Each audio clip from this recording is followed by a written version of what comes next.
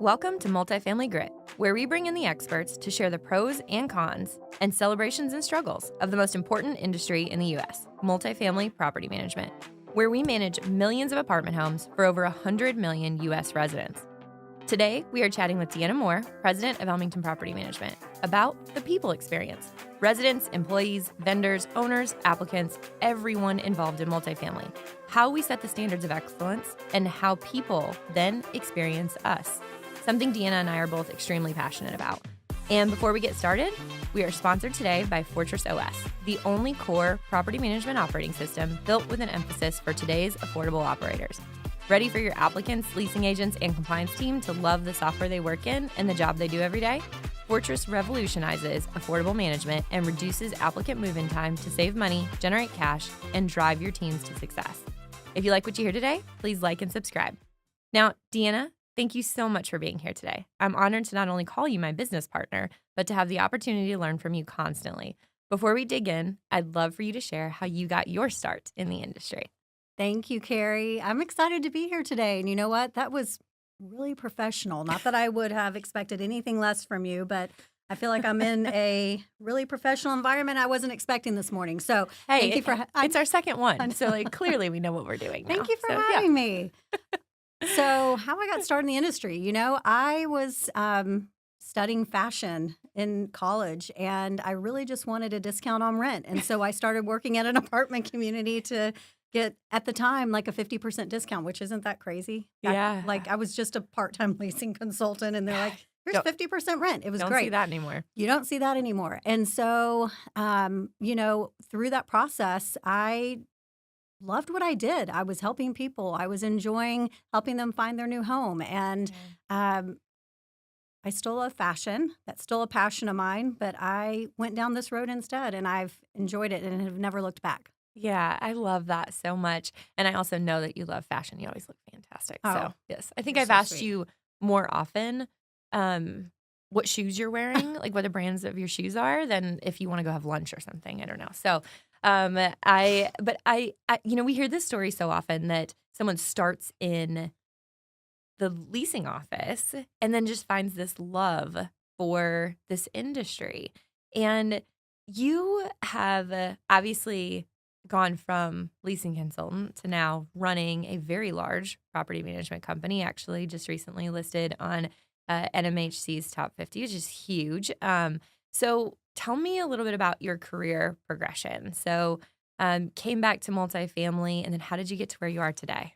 Yeah. So, first and foremost, thank you for that. I'm humbled to be where I am today. It's an honor to lead this company and to lead the people, and it's been a lot of fun. But how did I get here? So as I was sharing, I started in college. Mm-hmm. And when I finished school, I was dating my husband at the time who is, I was dating the man who is now my husband. It was my boyfriend at the time. Anyways, he had a job opportunity in Atlanta. We were living in Texas, and we moved to the Atlanta market. And it was there that I was looking for the right employer. I was still in this industry. But this is where I got into really high-end, high-rise luxury apartment leasing and sales. And from there, my career just progressed. Like I said, I've always had a knack for sales, and it wasn't because I was a salesperson. It was more because I think I was a good listener and wanted to really be helpful. It was something that was a part of me.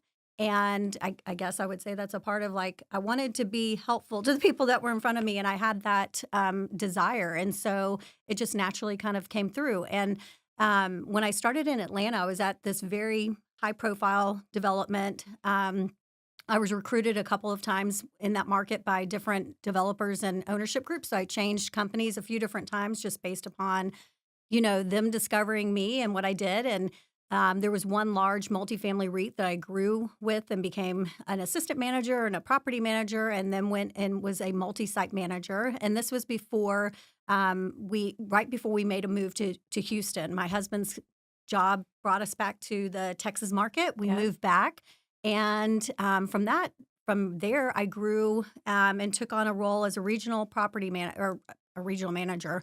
And I had a portfolio, it was a merchant builder based out of Houston that built really high end, very like the nicest of the nice in any market that they went into. And it was there that I had a portfolio that spanned from Houston to Atlanta to Dallas and Denver. And, it was a really interesting opportunity. And while I was a regional manager there, as I was saying, we'd go into each market and we would build really high-end, high-rise developments, mid-rise developments. But some of these developments would have rents, $20,000 plus dollars per month. Yeah. And what I realized is that we were doing these one-off developments. We would go in, we'd develop, we would recruit new people. There was not like this sense of culture that people really knew and were a part of. They didn't really know who we were because we were based out of Texas, but we were building in, all these different cities and states. And I realized at the time, I thought, gosh, we've got these beautiful assets that we're building.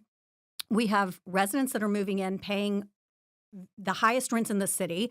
And we don't have standards of excellence that we've set that are consistent with our brand and who we are and really what the expectations are of the residents. And so I raised my hand at the time internally within my organization and said, I'd like to move out of this role of being a regional manager and I'd like to create our learning and development department. And that's what I did. And I developed not only a cultural onboarding for every associate that joined our organization, regardless of where they started, but I set and established what were the standards of excellence that we wanted to exude at every community that we developed, regardless of the city, state, location, profile of the demographic. It was everything. So I created that, developed it, and then led a team that went out and trained it in every single market that we did. So obviously that was not a long-term sustainable model that I created, but I created it out of a passion for wanting to have a standard that we could say was our own. It was the way of being, the way of doing things. And really, it had to be that hands-on, firsthand learning and training and developing that I did with this group of people for them to understand the importance and value that they had in the success of the development they were working on. Yeah, I love that story so much. Although I want to take a small detour from the actual story and talking about the people experience and just highlight something that you said that I think is so meaningful, and especially for our female listeners to this podcast who are excited about their opportunities to continue to grow and rise up in their careers. You said that you were a regional manager and you saw this gap and you realized that there was this missing centralization of the standard and the expectation for these assets. And you saw that you were moving residents in at the top price point in the market in these units, and they had expectations. They weren't being met. It was creating issues. And rather than just continuing to chug through it, you raised your hand and you said, hey, I want to go do this. We don't even have this here, but this is what I want to do. This is why we need to do it. I have so much respect for that. And I think that there's so many times where, especially, those of us who are rising up through the ranks, right, and starting off with bigger companies and feel like that's out of our place, right? It's not in our lane. I hear that so often where so many younger executives these days are saying well, I just need to stay in my lane. And I would argue that a huge part of the reason why I'm where I'm why I am where I am today is because I've never stayed in my lane. So I always love to encourage it. So I want to showcase that. And if there's anything else you want to add to it and want to share with our listeners, I'd love for you to do that. Yeah, no, thank you. And I think you actually recapped it better than I actually told the story originally. But you're right. I think people oftentimes are intimidated or they don't know they're afraid of just raising their hand and saying something. Yeah. Which I encourage people on my teams, throughout our organization, throughout the time, every team that I've ever led, raise your hand and share what you want to do, share what your dreams are, share what your goals are. Because I think without that, that's where innovation stops, is if people aren't thinking, how do we do something different? You're not just hired to come in. And this is what I think is really interesting about my story, but so many other stories I've seen is, when we're hiring great people, we're not hiring them to come in and do a job. We're hiring them because they're great. And from that are going to, we're going to grow them into something or grow the organization and go in directions that we never even thought possible. without the right people. So, Yeah. thanks for pointing that out. Yeah. I think you said that really well too. We hire people because we want to hear them, right? We heard something during our initial interviews with them or conversations with them that led us to feel like they would be a valuable member of our team. And so we hire them and we bring them into the team. And then at some point, I think everyone starts to feel like they're within a box and this is their lane and they stop using their voice. And I always try to emphasize with my team, as soon as you stop using your voice, you stop being heard. And like the only one who can decide whether or not you use your voice is you. And we can encourage it as much as possible. And I feel like, especially you and I in the roles that we're in, it's so important to continue to push that into, those that are just coming into the workforce today. Like when you see something, say something. When you feel something, say something. Like use your voice, because as soon as you stop using it, it stops being heard. Yeah. So. And I agree with that so much. And, that's where you get great collaboration, is where people use their voices, and fostering an environment where that is wanted, it is encouraged, it is praised, it is rewarded, is an incredible place to be in. I've been in organizations before where your voice being heard is not wanted. And I think when you've got a situation like that, when the people have no vision, or they don't feel like that they're contributing to something, then they lose hope. It's not an environment that's creative, that people can thrive. And I think that leads into what we were originally, when we were talking about the people. To me, it has been such a powerful thing, but something that's been part of my core forever, is ensuring that every single person within an organization, whether I'm the leader as I am now, or whether I was one of many leaders before, understand their value and how they contribute individually. And they're the only one that can do that, to the success of the organization. And I think when people understand that, not only do they embrace what they're doing, but they get very, very passionate. And those are the people that you see staying around for a very long time. Yeah. Oh, I couldn't agree with that more. I've worked at so many different types of companies, and there have, in full transparency, there have been companies that I've worked at that I probably should have been fired from because I didn't fit into their culture. Right? I just didn't. It was a culture of like, sit down and shut up and do the job as like, here's your game plan. And that's not you. No. Yeah. That's not you. All, right? That's not me. That's not you. No, definitely not. But in the extreme alternative, to finally find the company where like that is not only embraced, but strongly encouraged. And that for those people who do just sit down and shut up, like it's not a great environment, and those people aren't embraced, and they're constantly pushed to try to come out of their shell. And if they don't, it generally doesn't work out. It's a whole different world. So I think finding where you fit and what works well for you, especially if you are vocal, like finding the space that embraces that is so, so valuable. Yeah. I can't agree with you more. I think that's great. Yeah. Well, thank you for allowing me that little tangent. But I just loved that story so much. So, and I also love the story around, seeing an opportunity. So getting in and seeing that there was a need that matched the product that was being built. There was a service need that matched the product that wasn't being delivered, but that was needed. And then you delivered on that, on the product promise. You brought the service to the table. So what are you trying to do now? What's your vision now with Elmington? And what is your focus and passion around as you are leading this company? Yeah. So, let me take one step back. Yeah. So I was sharing that I got all the way up until, I'm really a lot older than you. And, I've been in this industry a very long time. And so I got up to the point where this was kind of back in the, let's say, 2000 to 2010 date range. After that, this company that I worked for, I'm telling you the story because it leads into, what I'm doing now. But this company that I worked for, this was right after the 08-09 crisis. Mm-hmm. They were merchant builders. They sold off all of their assets. And with that, everyone within the organization that was on the property management division basically was dissolved. Mm-hmm. So it was at that point where, so I went from, being this really great salesperson, leader, seeing the gap, understanding the gap, and then filling that gap with service excellence, to now I went out and I was looking for a new company, and I had a few different offers on the table, and I joined an organization that was a public REIT, and it was a national company. They were third-party managers, and what was interesting about this is, I'll be honest with you, I think this is where I started from that company, and a few that were right after that were where I started to really learn how to operate a business. Okay. With the company I was with before, we were merchant builders. We built, leased them up, we sold. We Yeah. threw great parties. We, we had fun. We spent a lot of money. Yep. We weren't great operators because that was not the business model that we had. Yeah. So it wasn't until I really moved into these other roles that I learned the financial. I grew a financial backbone. Like I Yep. really understood how to operate a business and what my what was my responsibility of I've been entrusted, and I'm a steward of what someone has entrusted me with, and what do I now do with it, and how do I operate this and make great recommendations. I don't think I had all that in me before.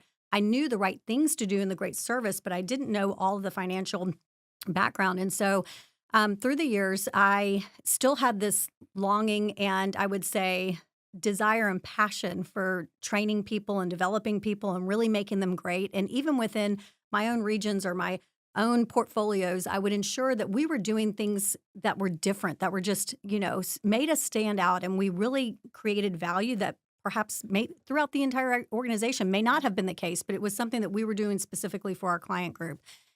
And I say all that to say that, now as I have moved into my role at Elmington, and you remember I joined Elmington as the Executive Vice President of Business Development. Yeah. And when I joined the company, a few people have heard me say this now, but I came into this organization. I made a big move to come here. I was excited about the organization. I'd had a lot of life changes. We became empty nesters for the first time. Both of our kids were in college, and decided to make this big leap to come to an organization that I really believed in. From the moment I met all the different individuals that I had the opportunity to meet with, and really understood the background of Elmington and why it was even created as an organization, and the spirit of entrepreneurship that it was built on, I knew that this was a place where I really wanted to be. And when I joined as the Executive Vice President of Business Development, I came in and my job was to sell our third-party management business. Yep. It was not to come in and change the world. Yep. And so I decided I was going to come in with really a spirit of humility and curiosity. Humility meaning that I respect everything that has already been created and the foundation that was there. I had this curiosity. I wanted to understand, I saw that we did things differently, and they weren't the same as what were being done out in some of the big, large organizations. And through that process, I saw there were gaps, and I think every organization has gaps. I saw that there were gaps, but I thought, you know what, this is, as I have the opportunity to, voice, ideas or different things that I think could be that we could improve on, that's great. But that was not my vision and goal in that role. And it was interesting because when I moved into the role of president, I was the opportunity came around and I was offered the job. I was super excited because I not only cherished and valued where we'd come from, but I also now had the opportunity to say, okay, I do see the gaps and I understand how we could become a better organization than where we are today. And this is how we're going to do it. So getting to the answer of your original question of what am I doing with Elmington today? So Elmington, in the as we've grown over the last 11 years, we have grown in such a fast way. We've brought in great people.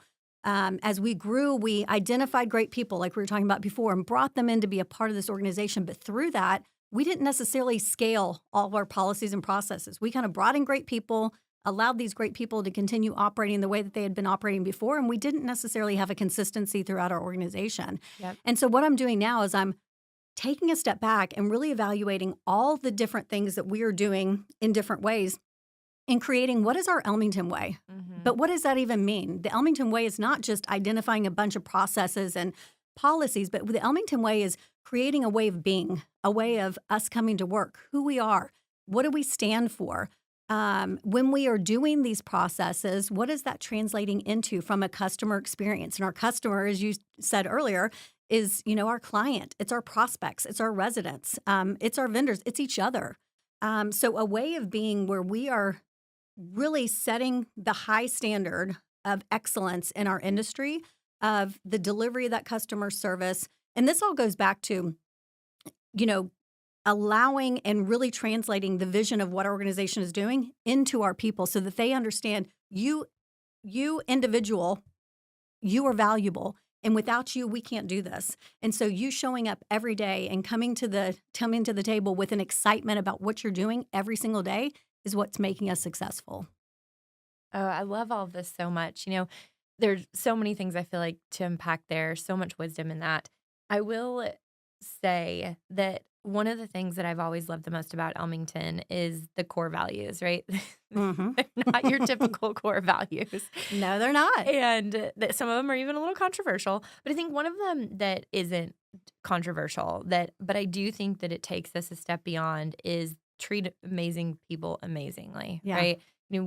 I think Elmington tries to assume from day one that everyone that joins the team is amazing. Mhm. You have to prove us wrong. We're going to assume it from day one, and we're going to treat you like you're amazing from day one with as many benefits as we possibly can. So whether that's, your PTO bank starting day one, you don't have to wait for it to start accruing, or for your 401k to kick in immediately, or benefits, or whatever that is. As day one, like you're a part of the team and you're amazing just like everybody else. And I think that goes to your employee experience, which is like you are valuable. And because you're valuable, you deserve to know why we're doing what we're doing, why we expect you to show up the way that we expect you to show up. And that creates a whole new feeling around the experience of coming to work every day. Yeah. You're so right. And one other thing we do really well is we give our employees great swag. Yeah. we do. We do really great swag. And we give them that from day one, too. Yeah. No, I agree. Not only do they feel appreciated from day one, but then it translates through every single thing that we do. And you made such a great point, because oftentimes when an associate is hired, you come in and people feel like they have to prove what they're here for. And obviously, you want every single person to come in and just hit the ground running and be a part and contribute and be excited about being a part of the team. But I love how you express that, which is so true, that we value you from day one. Yeah. We hired you because we believe that you're an amazing person. And because of that, you're already treated that way from day one. You don't have to prove that you're amazing. Yeah. You're going to come in, and because that we are treating you amazingly, you're going to then be amazing. Yeah. Yeah. I've actually read quite a few studies on this, which is really interesting. And they actually did a lot of studies around children on this, where so one of the most famous studies that was done was where they took an entire elementary school, and they tested the children. And then they came back to the teachers and said, here are the children that tested super high on these, that scored very high on these tests. And they obviously have the biggest potential, right? The most potential. And so the teachers, but they were like, you can't tell the kids this. You can't do anything differently about it. We just want to tell you, but you can't do anything differently with it. And the teachers started to have a higher expectation of performance out of those children, right? They showed up more for them, and they were encouraging to them. And even sometimes when it failed, when the kids weren't performing, the teachers thought to themselves, oh, this must be me. Like, it must be me that there's something wrong with, because the kids tested high. They Mhm. tested well. So it must be me. So I need to accommodate my teaching standards.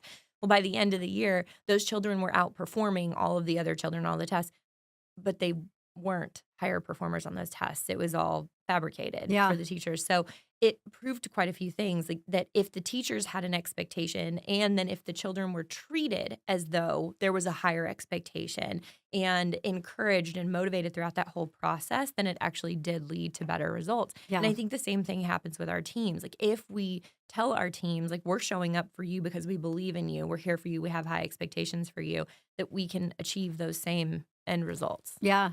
So I've read some of those similar studies, and they're so incredible, because it does just emphasize the power of positive affirmation too. yes. Like positive words, positive affirmation, and giving back to the people that are around you. So there's a lot of organizations that rule by kind of dictatorship, or rule by fear, or Yeah. rule by a lot of ways. But the ones that you get the most, I think, energy and output from are the ones that people feel like they are excited, that they feel valued, that they are affirmed throughout the course of their career.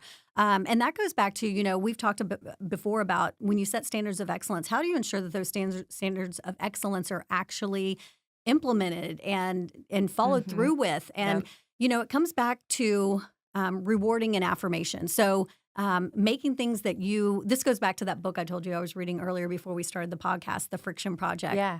And it really goes back to making the things that you want to be, you want your teams to do easy, and the things you don't want them to do very hard. Yeah. And part of that ease is identifying ways to streamline and automate, and to the extent that we can make the responsibilities of what they're doing easy to do.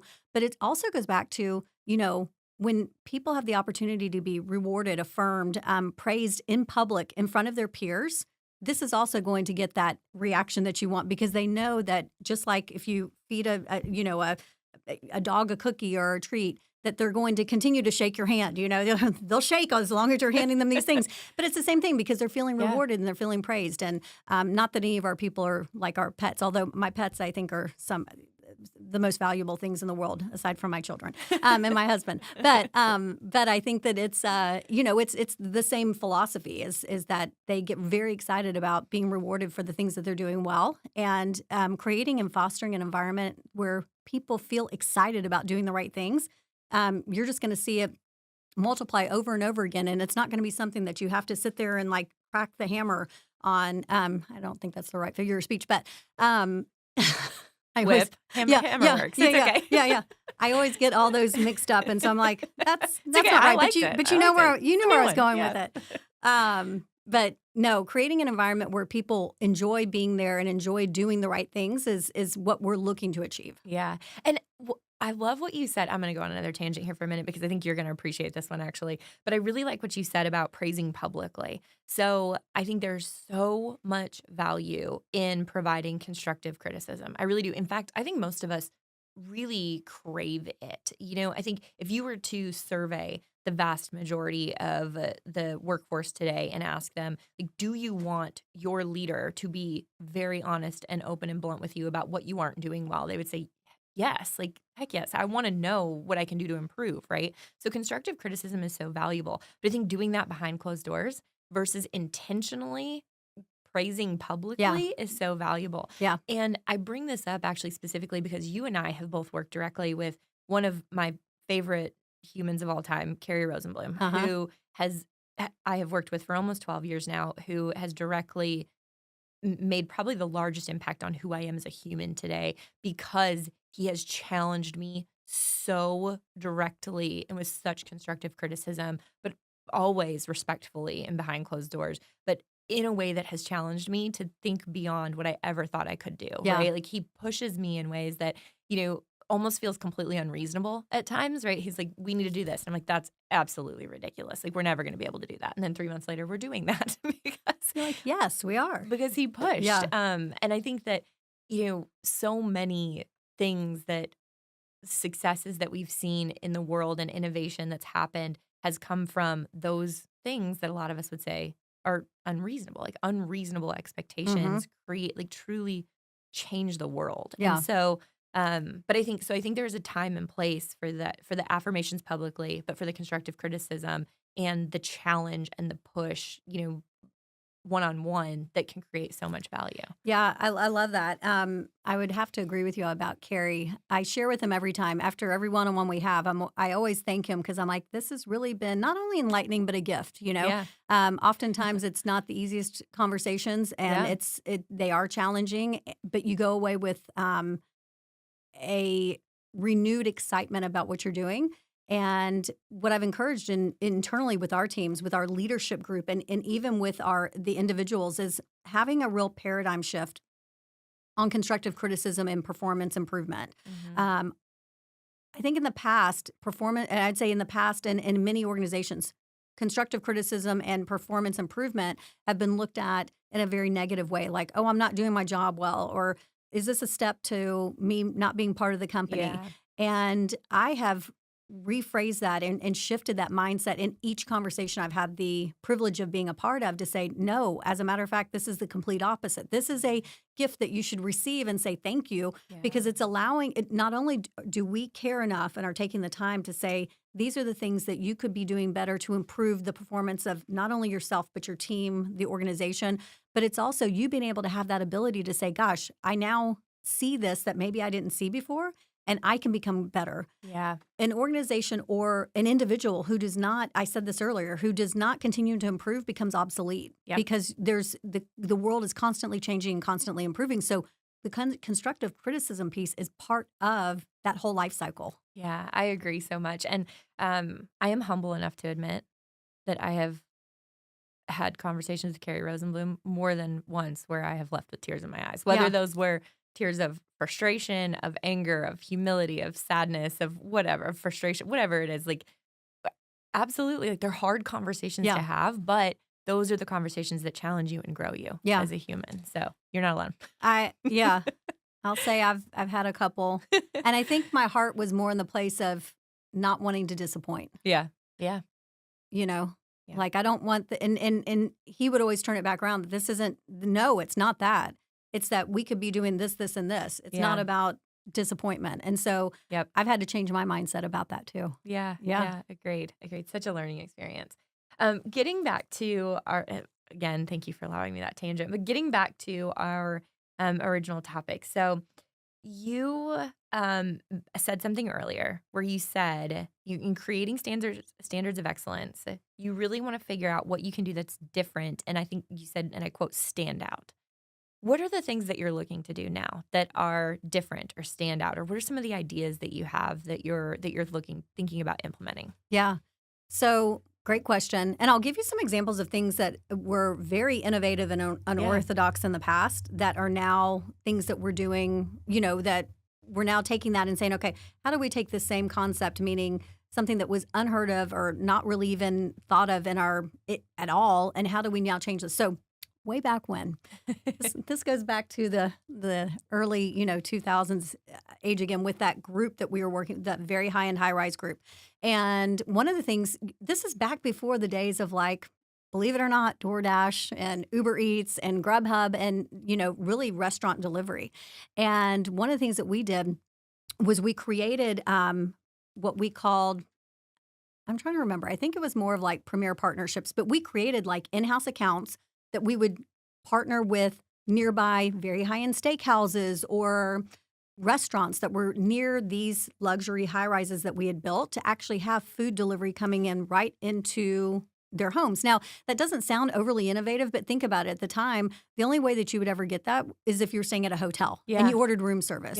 Or if you went down and you picked up food to go, but you didn't have restaurant delivery back then. And this was, again, going into the early 2000s. So it was really an interesting concept to have, and especially at very high-end restaurants. You had them from like pizza places and all that, but you didn't have like, a Fleming Steakhouse or a here a 1230 club that's, delivering steaks to your front door. Like that was unheard of. And so, thinking of ways of really doing business in a different way or having these different offerings. So, for example, like when we're talking about, projects that we have and customer experience, thinking about ways of bringing experiences to our customers who are our residents or who are our prospects that are not being offered at other places. We've got examples such as bars that we've put inside of the actual apartment communities themselves. So you don't have to go down the street. You can actually have, a happy hour there within your community. We're doing, cooled towel service out by the pools and popsicles and, chilled water and all those different things. I mean, there's some of these are not necessarily out of the box, but it's things that have come in waves of ideas over the past that have come in and out and aren't necessarily what you would say the standard service offerings at most communities. So thinking of ways that we can do things that are not overly expensive, but that just create that little extra level of service that allow us to stand out. And it all comes back to, you can have all the services in the world, but if you don't know how to sell those to either your residents or your prospects, you end up they're not as important. So being able to sell that lifestyle, and that's comes back to the training, the development, and getting people excited about what they're doing. Yeah, which I think it actually starts with selling it internally, right? You mean your internal team has to Yeah. understand the why behind it, Yeah. not just understand the value of the service that's being provided and sold. And I would say maybe you're right. Maybe some of these things aren't, super out of the box. Although I don't know, maybe I would argue that trying to provide, chilled towels and popsicles and those sorts of things in an apartment community is actually a little bit unreasonable almost. Like, right there, I mean, there could be a lot of owners that would say that's an unreasonable expense for a property. But if you can prove out the value Yeah. of it through the commitment of the residents who stay there because they have children and they're never leaving the apartment community that serves popsicles by the pool, right? Because their Yeah. kids are entertained all summer long. Then you can really create something special. So I Yeah. think there is this world in which, you taking that next step and saying, this actually seems unreasonable or sounds unreasonable, but if you can prove out the value, you can create something really special. Yeah. Yeah. Thank you. Yeah, I love it, actually. That's really exciting. I love something else that you said earlier, too. So you mentioned that you came to Elmington with a spirit of curiosity and humility. And I think that those are actually two skills that specifically in customer service, which I think the majority of property management, our industry is, right? We are providing a service. We're a service-based industry. But teaching our team members to operate in a world of curiosity and humility, right? Always assuming that even with each other. So if a team member shows up 15 minutes late, assuming that something's wrong, right? Rather than just saying like, "Why are you late?" Instead being Mhm. like, "Are you Mhm. okay? Like this isn't like you, or this obviously how important this is to us. So is everything okay? Like did something happen?" And making that assumption across the board with everyone. So I'd love for you to talk a little bit more about that. Like what brought you into Elmington with curiosity and humility? Where does that come from for you, and what does that mean for you? That's a great question. So I was thinking of a couple of different things. I'm not going to write down my notes because then I'll get distracted. But I here's the thing. I think over the years, I spend a lot of time. Well, I spend a lot of time in the Bible. Which I think really grounds me to what my core beliefs are and who Okay. I am. And I say all that to say that I'm not trying to go down any sort of path to. I mean, if you want to debate religion on a Yeah, yeah, podcast, yeah. we I can know, do I know. No, I know, I know. We've talked about this before. Um, no, but I think that's where I would say the humility comes in. I recognize that in my past, throughout my career, as I shared with you earlier, I was recruited many times to go with other organizations. And so I went in kind of with this like, I'm being recruited for my skills, my value, my experience, what they want for me to bring to the table. Yeah. I didn't want to do that in this position. I wanted to come in and not be the person with all the ideas and let me tell you how to change things and be better. I don't know that that was the best approach I probably made many, many mistakes in the past. And so I decided with this group that as I was joining this company, I really respected this organization and the people so much that I thought, you know what, I want to take a step back and I don't want to come in I don't want to have all the ideas and let me tell you how to change things. That wasn't what I was doing. I wanted to come in, I wanted to learn. I wanted to be a person of learning. And so that's where I think the curiosity came in too. But a sense of humility, I think, doesn't always naturally come to people. A lot of times 100%. it's a part of something that you work on and that you grow into over a course of time, Yeah. recognizing that you don't have to be the smartest person in the room and the loudest person in the room and the whatever. It's Yeah. coming in and just being a part of an organization of great people was what I was excited about. And I would share that, you were talking about earlier the assuming the best of people. And I Yeah. would say that this goes all the way back to when I was really creating a standard of excellence in our customer service delivery. And part of this comes, a really great story, and where this comes into play that I don't know that I connected that it was humility at the time, but I was thinking, we've got leasing professionals that oftentimes they feel like the telephone's ringing and like that is an annoyance. It is annoying. Yes. The phone's Yep. ringing. They're probably calling asking the same question that the other 20 people that called today are asking, and you just get really tired of it. And I thought, I spent a lot of time with the groups that I was developing over the course of many years to really communicate the importance of when someone's coming in asking or asking a question. They don't know that 20 other people that day have asked the same question. Yeah. They're not, they're assuming that this is a unique question. It's unique to them. They're a prospect. They're looking for their new home, and they really just are asking for help. Yeah. And for our attitude to ever be anything other than, oh my gosh, I'm so excited to help you. Let me tell you, let me answer that question for you. But for it to be like, well, yeah, we've got this apartment. We're available then. No, we should never have anyone feel like that they are an inconvenience or that we are not thrilled to help them. But that doesn't always naturally come. You really have to take people back and shift their mindset of why are people calling in? Are they calling in oftentimes now because you can get so much information off the internet? Mm-hmm. If they're actually calling, they're calling because they are a really hot lead and they've got a question or probably interested. Exactly. They're very, very interested. And so I think that can be applied in so many areas of life. But I shared that because it really resonated at the time that oftentimes it's because we've got an attitude that is not humble, or it's not like a spirit of I'm here to be helpful and I'm here to fulfill the needs and help you fulfill a need that you have. It gets into this more of an annoyance. And I have worked very, very hard internally, and I think throughout different organizations I've been a part of, and especially Elmington, that we always want to be as gracious and as generous as we can when anyone has, we're interacting with anyone, whether it's a client or a prospect or a resident. We have jobs because of these people, and we're here to serve them. Yeah. Oh, I couldn't agree more.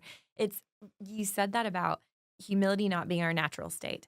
And I think that is so accurate. And actually, on our first kind of intro episode to this podcast, William was interviewing me and asked me who my biggest challenge was or has been throughout property management, whether that was at Elmington or Fortress or whatever. And I said, honestly, very early on, I would have told you it was the residents because the only time complaints mostly came to me was by the time, my team had already done as best they possibly could or to deal with the situation and to make it better. And so by the time the complaint gets to me, I'm only hearing half of the story. Then I have to reach out. And, it's a lot of he said, she said. And so it's just very difficult. But today, my biggest obstacle is myself. Like my biggest obstacle is like getting past my own assumptions of situations or my own ego or, finding that humility and curiosity rather than my own interpretation or assumption or thinking that I know the answer rather than listening to everyone else first. In fact, one of my team members who is always honest with me has said before that I'm too quick to make an assumption on a situation. So if there's something happening and there's a bit of trouble or there's a problem that's brewing, I'm too quick to try to jump in and fix it and make an assumption on what the fix is rather than allowing the situation to unfold. And I do know that about myself. And I love that my team can be so honest with me about it.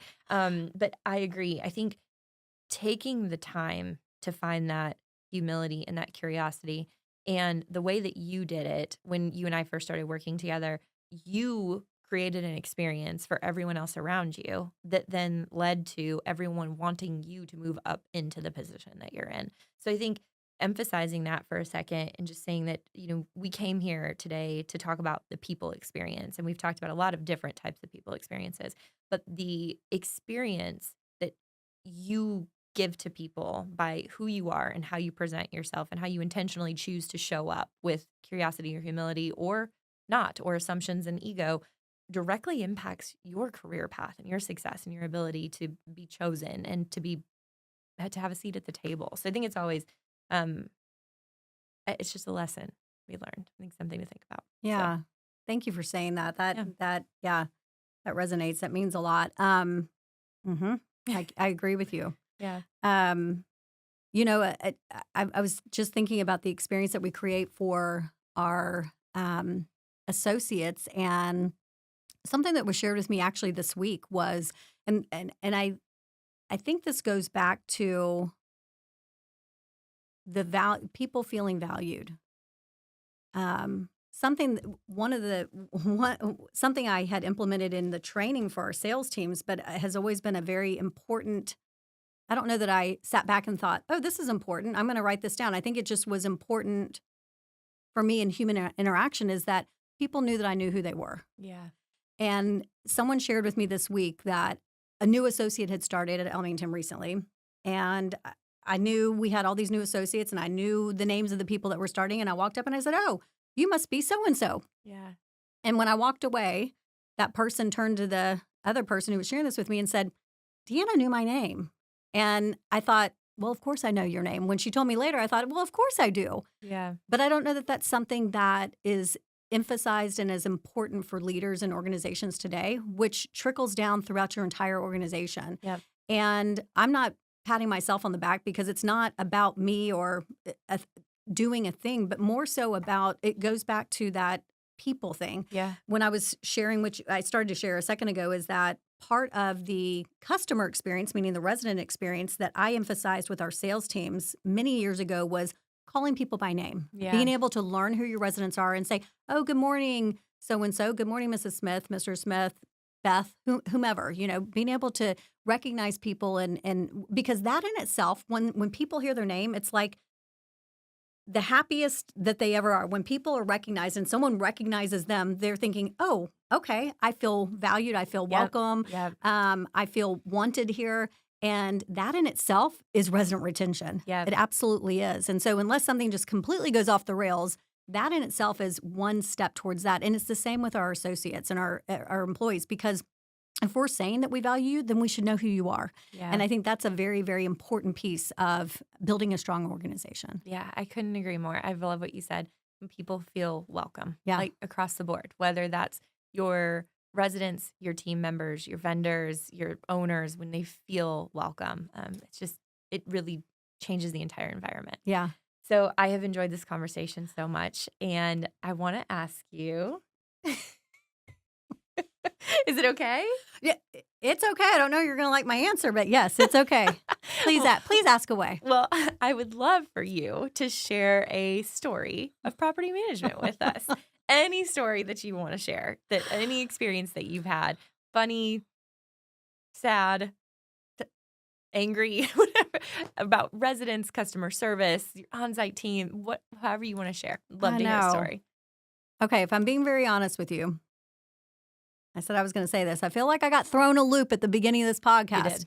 And I didn't want my mind to be thinking about the story and not concentrating on the conversation I was having with you. I don't know. I have so many stories. But I think the best ones that I think back on are about people that have been able to impact. I mean, not me personally, but I guess through and by way of just spending time with people, being able to impact. I don't know. I hate this. I hope we cut this whole thing out at the very end because I'm not. Sometimes I'm not good on my feet when I'm like, let me think of one story and I want it to be impactful, and I don't feel like I've got like this impactful story to tell you. At 10 minutes from now, when I'm driving back to the office, I'm going to have like an incredible story to share. But well, how about this? We'll save it for the next time you're here. Let's do it. Yes. Please have me back. Yes, and I will come prepared with a story to tell you at the very end. I will. See, now I have to do it. I know. Now I'm eager and I for this appreciate story. you saving me at the end of this podcast. Well, DeAnna, thank you so much for coming in and having this conversation with me. I can honestly say that the experience I've had with you in, just less than a year that we've experienced together has been really incredible. So I can't think of someone better to discuss the people experience with me. So thank you so much for being here. Thank you, Kerri. Thanks for having me.